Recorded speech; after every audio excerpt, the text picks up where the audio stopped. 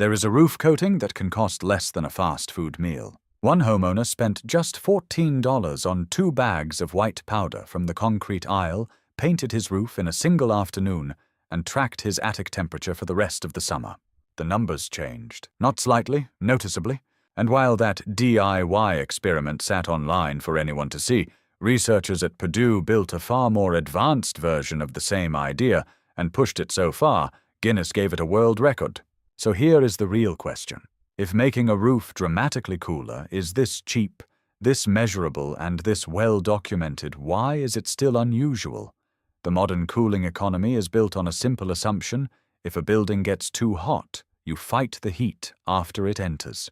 You add bigger air conditioners, more attic ventilation, more insulation layers, more powered systems, more monthly electricity.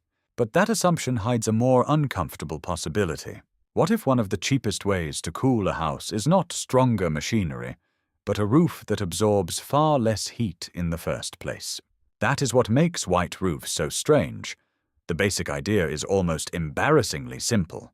Make the top of the building reflect more solar energy, reduce the heat driven into the structure, and the rooms below start the day with a different thermal burden. Less heat in, less heat to remove. And yet this idea lives in a strange place, between common-sense hard science and near invisibility. It appears in old architecture, in decades of building research, in energy efficiency case studies, and in climate discussions about urban heat islands. It even appears in backyard experiments from ordinary homeowners. The evidence is not hidden, but it is fragmented. So this video pulls it together. The history, the physics, the measured results, the reason adoption stayed slow, and what versions of this principle you can actually buy right now. Long before cool roofs became a research category, people in hot regions had already discovered the principle by experience. Across parts of the Mediterranean, North Africa, the Middle East, and sun-exposed desert settlements, bright exterior surfaces were not just aesthetic choices. Whitewashed walls and pale roofs helped buildings survive, punishing sunlight long before modern HVAC existed. Builders did not need spectrometers to understand the effect. They only needed to compare one house to another under the same sun. The lighter surface stayed more tolerable. The darker one cooked. That ancient pattern matters because it shows something important. The core idea behind cool roofs is not new technology. It is old survival knowledge later rediscovered by modern measurement. In the late 20th century, researchers in building science began studying solar reflectance, thermal emittance, roof temperature, cooling loads, and urban heat island effects with much greater precision. Instead of relying on intuition, they used sensors, side-by-side comparisons, weather data, utility measurements, and controlled field testing. The result was a growing body of evidence showing that roof color and roof surface properties could significantly affect how much heat entered a building, especially in hot, sunny climates. This became increasingly important as air conditioning spread. Once cooling systems became normal, the roof was no longer just a shell against rain. It became the first battlefield in an expensive energy war. Every degree added to the roof surface could become extra heat pressure on the rooms below, especially in attics and top-floor spaces. Researchers kept seeing the same pattern. High reflectance roofs ran cooler than conventional dark roofs. Buildings beneath them often required less cooling energy. Urban areas with many dark surfaces trapped and re-radiated more heat. Meanwhile, brighter roofing systems showed potential not only for individual savings, but for reducing neighborhood-scale heat buildup. Then came the practical proof from ordinary users. Not laboratories, homes. That is what makes the homeowner story so compelling. A man goes to a hardware store, buys 2 inexpensive bags of white powder from the concrete section, mixes up a roof. Coating applies it in an afternoon, and then tracks attic temperatures through the hottest months. It is not a polished corporate case study. It is not a $1 million field trial. It is a rough, almost suspiciously cheap experiment, and it still shows a result. That kind of evidence matters because it connects abstract science to lived reality. A homeowner does not care about albedo as an academic term. He cares whether the attic feels like an oven. He cares whether the ceiling radiates heat late into the night. He cares whether the air conditioner runs less. And those are measurable things. From there, the story moves from low-cost practical coatings to advanced material science. Researchers at major universities, including Purdue, took the ancient white surface concept far beyond ordinary paint. They engineered ultra-white materials designed to reflect more of the sun's energy across a broad spectrum, while also shedding heat efficiently. In that moment, a forgotten architectural instinct and modern laboratory science collided, and the result was extraordinary.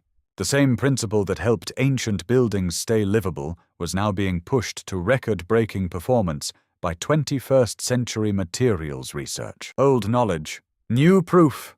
Most people think a white roof works for one reason: it reflects sunlight. That is true. But it is incomplete. The deeper science begins with the fact that sunlight is not just visible light. Solar energy arrives across a broad spectrum, including ultraviolet, visible, and near-infrared wavelengths. A surface can look white to your eyes and still perform very differently depending on how much of that incoming energy it actually reflects.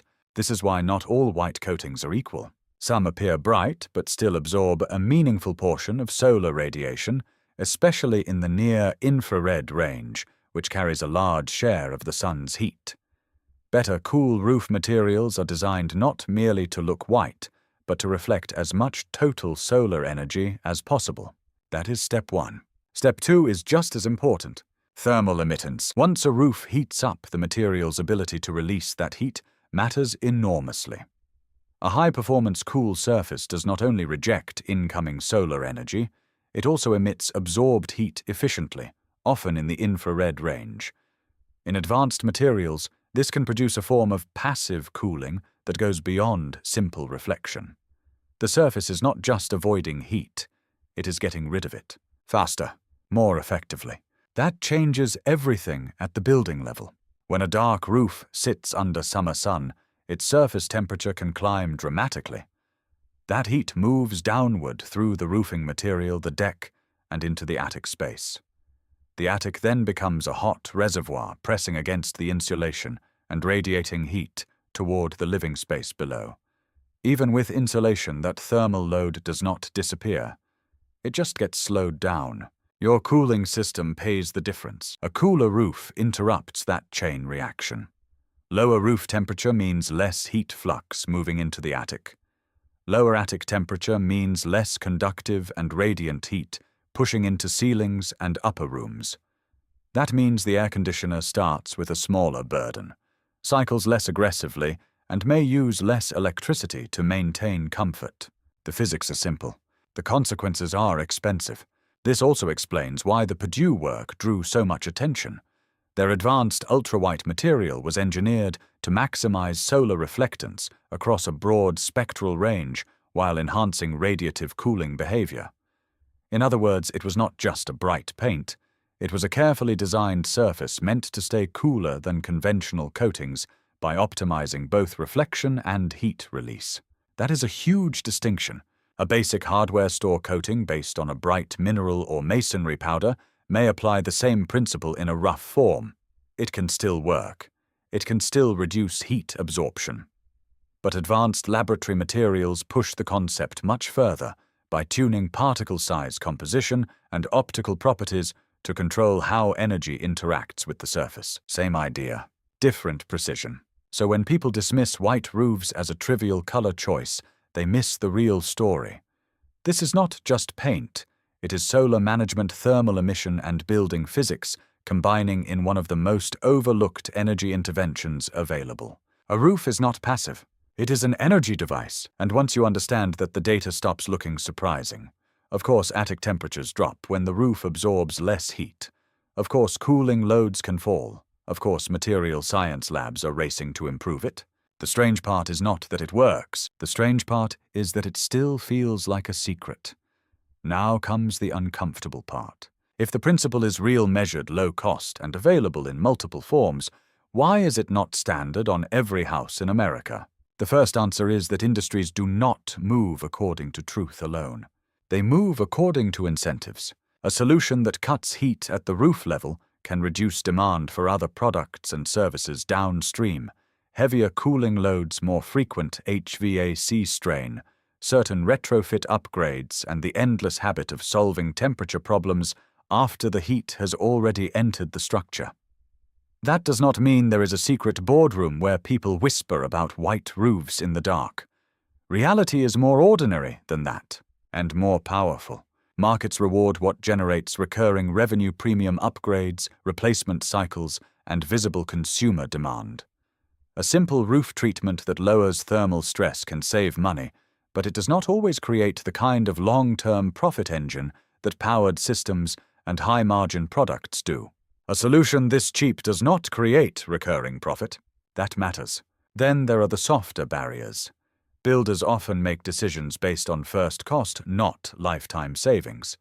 Homeowners may care more about appearance than roof reflectance. Some neighborhoods resist bright roofing aesthetics. Different climates complicate the conversation because what helps most in hot, sunny regions may offer smaller benefits elsewhere. Split incentives also slow adoption. The builder chooses, the occupant pays the utility bill, and the long-term savings arrive too late to influence the original sale. So the data sits there, underused. There is also a messaging problem. Cooling technology gets marketed as innovation when it looks mechanical, digital, or complex. A smarter thermostat sounds advanced. A variable speed HVAC system sounds advanced. A high-performance compressor sounds advanced. White roofs sound old. Primitive even.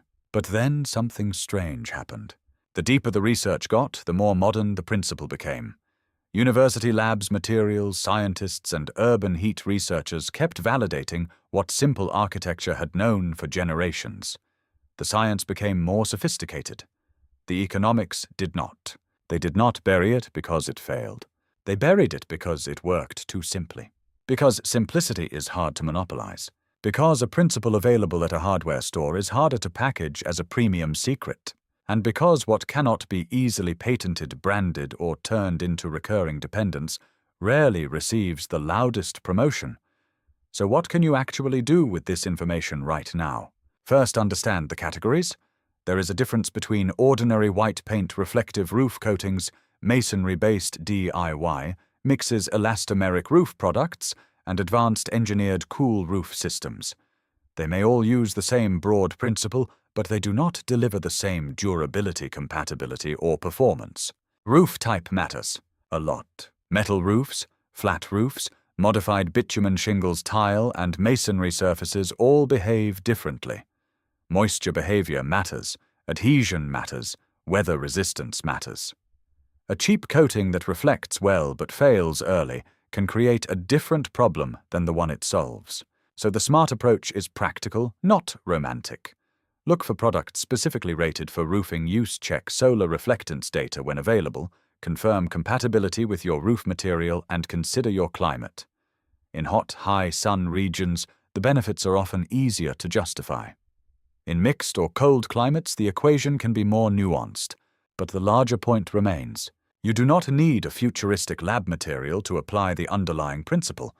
The record-breaking science proves how far the idea can go. The hardware store version proves how accessible the idea already is. The principle is available now, not someday. White roofs are not a miracle. They are something more disruptive than that. They are a cheap, measurable, scientifically validated reminder that some of the best solutions do not look futuristic at all. They look too simple, too old, too available. That is why they are easy to ignore. But once you see the data, the attic measurements, the building studies, and the material science behind them, the pattern becomes hard to unsee. If you made it this far, you now understand more about this topic than most people ever will. Subscribe and share this with someone who deserves to know the truth behind it.